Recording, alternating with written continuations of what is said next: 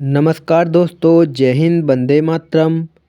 एक बार फिर से स्वागत है आप सभी का आपके अपने YouTube channel target with SSC पर। फ्रेंड्स, यदि आप किसी भी एग्ज़ाम की तैयारी कर रहे हो तो फ्रेंड्स आज मैं आपके लिए लेकर आया हूँ जीएस जीके के 30+ क्वेश्चन, जो कि हर परीक्षा के लिए बहुत मोस्ट इम्पोर्टेंट होंगे। तो फ्रेंड्स आपको जो है क्लास के अंत तक टिके रहना है। देखिए मैं किस तरह के क्वेश्चन आपके लिए लेकर आया हूँ। फ्रेंड्स क्लास को लाइक और शेयर ज़रूर करते रहना। तो चलिए चलते हैं बिना किसी देरी के अपने टॉपिक की तरफ। और आज का पहला क्वेश्चन है, माउंट एवरेस्ट पर चढ़ने वाली पहली भारतीय महिला कौन थी? तो बताइए फ्रेंड्स, कौन थी पहली भारतीय महिला? तो ये बछेंद्री पाल जो है ये माउंट एवरेस्ट पर चढ़ने वाली प्रथम भारतीय महिला थी। Option A is the correct answer, Bachendri Pal. Next question, Bharat का प्रवेश द्वार किसको कहा जाता है? तो फ्रेंड्स भारत का प्रवेश द्वार किसको कहा जाता है, जल्दी से बताइए। दिल्ली, मुंबई, कोलकाता या राजस्थान? फ्रेंड्स यदि आप दिल्ली के बारे में सोच रहे हो तो आप गलत सोच रहे हो, क्योंकि इसका राइट आंसर ऑप्शन बी होगा, मुंबई। नेक्स्ट क्वेश्चन, किस सब्जी में सबसे ज़्यादा कैल्शियम की मात्रा पाई जाती है? तो बताइए किस सब्जी में सबसे ज़्यादा कैल्शियम की मात्रा पाई जाती है? बैंगन, गाजर, पालक या भिंडी? तो ये पालक की सब्जी है जिसमें सबसे ज़्यादा कैल्शियम की मात्रा पाई जाती है और इसमें आयरन भी सबसे ज़्यादा पाया जाता है। ये भी आपको याद रखना है। Option C is the correct answer, पालक। नेक्स्ट क्वेश्चन, मसालों का बगीचा किस शहर को कहा जाता है? तो बताइए मसालों का बगीचा किस शहर को कहा जाता है? आंध्र प्रदेश, गोवा, कर्नाटक या केरल? तो ये कहा जाता है केरल को। मसालों का बगीचा केरल राज्य को कहा जाता है क्योंकि यहाँ पर सबसे ज़्यादा मसाले उगाए जाते हैं, इसलिए इसको मसालों का शहर कहा जाता है। नेक्स्ट क्वेश्चन, सतलुज नदी का पुराना नाम क्या था? तो फ्रेंड्स आपको बताना है सतलुज नदी का पुराना नाम क्या था? बिपाशा, सतुद्री, अस्किनी या बितस्ता? तो इसका नाम सतुद्री था। Option B is the correct answer, Satudri. ये बिपाशा जो है ये ब्यास नदी का पुराना नाम था और ये अस्किनी ये चेनाब नदी का पुराना नाम था और बितस्ता जो है ये जो है झेलम नदी का पुराना नाम था। ये सब आपको याद रखनी है। एक क्वेश्चन से सारे पॉइंटों के आंसर मैंने आपको बता दिए हैं, याद रखना है इसको। और क्लास को शेयर लाइक ज़रूर करते रहना है, सब्सक्राइब भी कर लेना है। फ्रेंड्स यदि आप किसी भी एग्ज़ाम की तैयारी कर रहे हो तो उन सभी के लिए बहुत मोस्ट इम्पोर्टेंट क्वेश्चन है ये क्वेश्चन एक बार नहीं बार बार एग्ज़ाम में पूछे जा चुके हैं, इसलिए मैं आपके सामने लेकर आया हूँ इन्हें। तो चलिए नेक्स्ट क्वेश्चन है, भारत की सबसे पवित्र नदी कौन सी है? तो आप सभी को भारत की सबसे पवित्र नदी बतानी है। सरस्वती, कृष्णा, कावेरी, गंगा? तो गंगा नदी जो है ये भारत की सबसे पवित्र नदी है, ये आपको याद रखना है, जो उत्तराखंड के गोमुख ग्लेशियर से इसका उद्गम हुआ है। बन्नेरघट्टा राष्ट्रीय उद्यान किस राज्य में स्थित है? तो फ्रेंड्स आपको बताना है बन्नेरघट्टा राष्ट्रीय उद्यान किस राज्य में स्थित है। ये एग्जाम में पूछा गया है, जल्दी से बताइए। तो फ्रेंड्स ये कर्नाटक राज्य में स्थित है, आपको याद रखना है। ऑप्शन बी इसका राइट आंसर होगा, कर्नाटक। नेक्स्ट क्वेश्चन, वायुमंडल की निचली परत के अध्ययन को क्या कहा जाता है? तो वायुमंडल की निचली परत के अध्ययन को क्या कहा जाता है? मेटेरोलॉजी, एरोलॉजी, जूलॉजी या इनमें से कोई नहीं? तो इसे कहा जाता है meteorology. Option A is the correct answer, meteorology. वायुमंडल की निचली परत के अध्ययन को मेटेरोलॉजी कहा जाता है, याद रखना है इसको। नेक्स्ट क्वेश्चन, कौन सी रेखा भारत के लगभग आधे हिस्से से होकर गुजरती है? तो कौन सी रेखा है जो भारत के आधे हिस्से से होकर गुजरती है? मकर रेखा, कर्क रेखा, भूमध्य रेखा या इनमें से कोई नहीं? तो फ्रेंड्स ये कर्क रेखा है जो कि भारत के आधे हिस्से से होकर गुजरती है। इसका राइट आंसर ऑप्शन बी होगा, कर्क रेखा। तो फ्रेंड्स कैसी लग रही है आज की क्लास आपको, मुझे कमेंट करके बताइएगा। नेक्स्ट क्वेश्चन, किस ग्रह का घनत्व सबसे कम होता है? तो कौन सा ग्रह है जिसका घनत्व सबसे कम होता है? बुध, शुक्र, पृथ्वी या शनि? तो फ्रेंड्स ये शनि है जिसका घनत्व सबसे कम होता है। Option D is the correct answer, Shani. और फ्रेंड्स यदि एग्जाम में पूछे कि काला ग्रह कौन सा होता है, तब भी आपको उसका राइट आंसर शनि लगाना है, क्योंकि काला ग्रह जो है शनि होता है और नीला ग्रह पृथ्वी होता है और लाल ग्रह ये मंगल होता है। नेक्स्ट क्वेश्चन, भारत का उत्तर से दक्षिण तक विस्तार कितना है? तो फ्रेंड्स बताइए, जम्मू से लेकर कन्याकुमारी तक भारत का कितना विस्तार है, कितनी लंबाई है भारत की, बताइएगा। 2933 किलोमीटर, 3214 किलोमीटर, 2525 किलोमीटर या इनमें से कोई नहीं? तो फ्रेंड्स ये जो है 3214 किलोमीटर भारत की दक्षिण से उत्तर तक की लंबाई है ये। और फ्रेंड्स यदि मैं इसकी चौड़ाई की बात करूं तो ये 2933 किलोमीटर है, जो मतलब पूर्व से पश्चिम तक की चौड़ाई है वो 2933 किलोमीटर है। नेक्स्ट क्वेश्चन, बक्सर बिहार किस नदी के किनारे पर स्थित है? तो फ्रेंड्स ये बक्सर जो है ये बिहार में पड़ता है और आपको बताना है ये किस नदी के किनारे पर स्थित है। गंगा नदी, कोसी नदी, हिंडन नदी, दामोदर नदी? तो फ्रेंड्स ये जो है गंगा नदी के किनारे पर स्थित है बक्सर बिहार में। और फ्रेंड्स बिहार का शोक बेशक कोसी नदी कहलाती है, लेकिन यहाँ पर पूछा गया है आपसे बक्सर जो है किस नदी पर है, तो ये आपको गंगा लगाना है। नेक्स्ट क्वेश्चन, झेलम नदी का उद्गम कहाँ से हुआ है? तो बताइए झेलम नदी का उद्गम कहाँ से हुआ है? अमरकंटक की पहाड़ी से, मानसरोवर झील से, विंध्याचल पर्वतमाला से या शेषनाग झील से? तो फ्रेंड्स ये जो है शेषनाग झील से हुआ है, ये जम्मू कश्मीर में पड़ता है, यहाँ से झेलम नदी का उद्गम हुआ है। Option D is the correct answer, Sheshnag झील। और फ्रेंड्स यदि आपसे पूछे कि सतलुज नदी का उद्गम कहाँ से हुआ है, तो ये तिब्बत में मानसरोवर झील से हुआ है, ये बताना है आपको। नेक्स्ट क्वेश्चन, विश्व का सबसे बड़ा महाद्वीप कौन सा है? तो बताइए विश्व का सबसे बड़ा महाद्वीप कौन सा है? यूरोप महाद्वीप, अफ्रीका महाद्वीप, ऑस्ट्रेलिया महाद्वीप या एशिया महाद्वीप? तो फ्रेंड्स ये जो है एशिया महाद्वीप है जो कि विश्व का सबसे बड़ा महाद्वीप है, और ऑस्ट्रेलिया महाद्वीप जो है ये विश्व का सबसे छोटा महाद्वीप है, ये भी आपको याद रखना है। तो मुझे ये बताइए भारत कौन से महाद्वीप में आता है? तो फ्रेंड्स ये जो एशिया महाद्वीप में आता है भारत, ये भी आपको याद रखना है, और ये विश्व का सबसे बड़ा महाद्वीप है। और यदि महासागर की बात करें तो हिंद महासागर में आता है अपना भारत, ये भी आपको याद रखना है। और प्रशांत महासागर सबसे बड़ा महासागर है। यदि फ्रेंड्स एग्जाम में आ जाए कि महाद्वीपों की संख्या कितनी है, तो आपको 7 लगानी है। और एग्जाम में पूछे कि महासागर की संख्या कितनी है, तब आपको 5 लगानी है। महाद्वीप जो हैं वो 7 हैं और महासागर 5 हैं।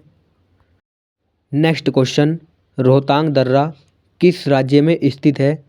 तो बताइए रोहतांग दर्रा किस राज्य में स्थित है? फ्रेंड्स दर्रे वो होते हैं जो पर्वतों के बीच में रास्ता होता है, उन्हें दर्रा कहा जाता है। तो फ्रेंड्स रोहतांग दर्रा जो है हिमाचल प्रदेश में स्थित है। Option A is the correct answer. Next question, Yamuna नदी किसकी सहायक नदी है? तो फ्रेंड्स यमुना नदी किसकी सहायक नदी है, ये बताइए। सिंधु नदी, ब्रह्मपुत्र नदी, गंगा नदी या गोदावरी नदी? तो ये है गंगा नदी की सहायक नदी, और ये भी सबसे बड़ी सहायक नदी है गंगा की, ये भी आपको याद रखना है। यदि आपसे पूछे कि गंगा की सबसे बड़ी सहायक नदी कौन सी है, तब आपको यमुना लगाना है। नेक्स्ट क्वेश्चन, धुआंधार जलप्रपात किस नदी पर स्थित है? तो बताइए धुआंधार जलप्रपात किस नदी पर स्थित है और ये किस राज्य में है, ये भी बताइए। तो फ्रेंड्स ये नर्मदा नदी पर स्थित है। धुआंधार जलप्रपात नर्मदा नदी पर स्थित है और ये जो है मध्य प्रदेश राज्य में स्थित है। Option C is the correct answer, Narmada नदी। नेक्स्ट क्वेश्चन, भारत के किस राज्य में सबसे अधिक बाघों की संख्या है? तो फ्रेंड्स सबसे अधिक बाघों की संख्या बताइए किस राज्य में है भारत के? कर्नाटक, मध्य प्रदेश, सिक्किम या हिमाचल प्रदेश? तो मध्य प्रदेश में सबसे अधिक बाघों की संख्या है भारत में। Option B is the correct answer, Madhya Pradesh. और भारत में जो 8 चीते लाए गए थे नामीबिया से, वो भी मध्य प्रदेश में लाकर ही छोड़े गए थे, कुनू राष्ट्रीय उद्यान में। नेक्स्ट क्वेश्चन, निम्नलिखित में से कौन सा एक कृत्रिम झील का उदाहरण है? तो जो मानवों द्वारा बनाई गई झील है उसका उदाहरण बताइए कौन सा है? तो फ्रेंड्स ये कोडाई कनाल जो है ये झील मानव द्वारा बनाई गई है और ये तमिलनाडु में स्थित है। बाकी सारी झील ये प्राकृतिक द्वारा ही बनाई गई हैं, केवल और केवल कोडाई कनाल को छोड़कर, जो कि तमिलनाडु में स्थित है। ये इसका राइट आंसर होगा। ये मानवों द्वारा बनाई गई झील है कोडाई कनाल। फ्रेंड्स ये जो आप लोनार झील देख रहे हो इसका उद्गम जो है उल्कापिंड के गिरने से हुआ है। ये भी आपको याद रखना है। ये महाराष्ट्र में स्थित है। नेक्स्ट क्वेश्चन जो कि आज का लास्ट क्वेश्चन है, अंडमान निकोबार का राज्य पशु क्या है? तो फ्रेंड्स अंडमान निकोबार का राज्य पशु बताना है आपको, क्या है? सारस, मोर, तोता या डुगोंग? तो ये डुगोंग जो है ये अंडमान निकोबार का राजकीय पशु है। Option D is the correct answer, dugong. Next question है, पानीपत की प्रथम लड़ाई में कौन पराजित हुआ था? तो फ्रेंड्स आपको बताना है पानीपत की प्रथम लड़ाई में कौन पराजित हुआ था? बहलोल लोधी, बाबर, अकबर या हेमू? तो फ्रेंड्स इससे पहले तो हम ये जान लेते हैं ये पानीपत की जो प्रथम लड़ाई हुई थी ये किस शासकों के बीच हुई थी? तो फ्रेंड्स ये लड़ाई जो हुई थी बहलोल लोधी और बाबर के बीच हुई थी, जिसमें बाबर ने बहलोल लोधी को बहुत बुरा करके हराया था। इस युद्ध में बाबर ने बहलोल लोधी को पराजित किया था। और फ्रेंड्स ये युद्ध जो हुआ था 1526 ईस्वी में हुआ था। तो चलिए अगला प्रश्न है, पानीपत के द्वितीय युद्ध में किसकी पराजय हुई थी? तो फ्रेंड्स इसमें बताना है पानीपत के द्वितीय युद्ध में किसकी पराजय हुई थी और किन शासकों के बीच हुआ था? तो फ्रेंड्स मैं बता देता हूँ, ये युद्ध जो हुआ था अकबर और हेमू के बीच हुआ था। पानीपत का द्वितीय युद्ध 1556 ईस्वी में। और इस युद्ध में हेमू की सेना की पराजय हुई थी, जिसमें अकबर की सेना ने हेमू की सेना को पराजित कर दिया था। इसलिए इसका राइट आंसर ऑप्शन बी होगा, हेमू। नेक्स्ट क्वेश्चन, भारतीय संविधान की प्रथम बैठक के अध्यक्ष कौन थे? तो फ्रेंड्स बताइए भारतीय संविधान की प्रथम बैठक के अध्यक्ष कौन थे? तो फ्रेंड्स इसका राइट आंसर होगा डॉक्टर सच्चिदानंद सिन्हा। यानी डॉक्टर सच्चिदानंद सिन्हा जो थे ये भारतीय संविधान की प्रथम बैठक के अध्यक्ष थे। फ्रेंड्स संविधान में 3 बैठक हुई हैं जो इस प्रकार हैं। प्रथम बैठक जो हुई थी वो 9 दिसंबर 1946 को हुई थी, जिसकी अध्यक्षता डॉक्टर सच्चिदानंद सिन्हा ने की है और ये अस्थायी अध्यक्ष थे। फ्रेंड्स दूसरी बैठक की अध्यक्षता जो की थी ये डॉक्टर राजेंद्र प्रसाद ने की थी और ये स्थायी अध्यक्ष थे। संविधान की जो दूसरी बैठक हुई थी ये फ्रेंड्स 11 दिसंबर 1946 को हुई थी। और संविधान की तीसरी बैठक जो हुई थी वो 13 दिसंबर 1946 की हुई थी। तो फ्रेंड्स ये सभी आपको याद रखना है। नेक्स्ट क्वेश्चन, 1857 के विद्रोह को किस उर्दू कवि ने लिखा था? तो जल्दी से बताइए 1857 का जो विद्रोह हुआ था तो वो किस उर्दू कवि ने लिखा था? इकबाल, अमीर खुसरो, गालिब या जोक?